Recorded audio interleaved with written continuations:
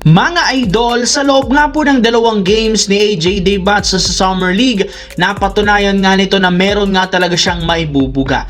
Bagamat masyado itong nag-i-struggle sa kanyang shooting, nagkaroon rin naman siya dito ng impressive performance sa pag-average niya ng 25 points per game, 7 rebounds, 2 assists, 2.5 steals, 1 block per game.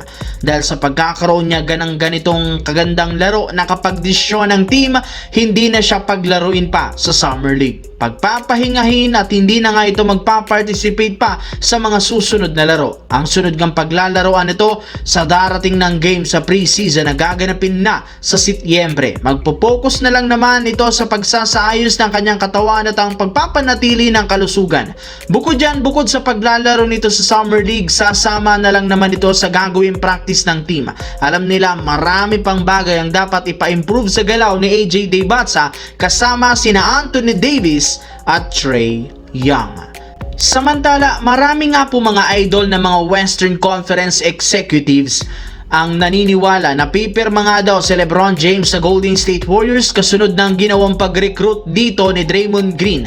Ngunit hindi lang naman si LeBron ang pinupuntari ang kunin ng Golden State dahil kabilang rin naman sa mga plano nila ngayon ang pagbabalik ng kanilang dating superstar na si Klay Thompson. Wala na rin naman balak pa si Klay na manatili at maglaro sa Dallas Mavericks, kaya mas gugustuhin nga nitong umalis sa team at lumipat at bumalik sa Golden State. Since meron pa itong kasalukuyang kontrata sa Dallas, kakailanganin nga niyang mag-request ng buyout. Gagawin nga yan ang kampo ni Klay once na matuloy sa susunod na araw ang pagpirma o pagsali ni LeBron James sa Golden State Warriors. Sa madaling salita, hinihintay na lang naman nito na magdesisyon si LeBron James sa free agency at kapag pumirma nga siya, agad nga siyang magre-request ng buyout para makabalik sa Golden State Warriors at makabuo ng bagong super team kasama si LeBron James.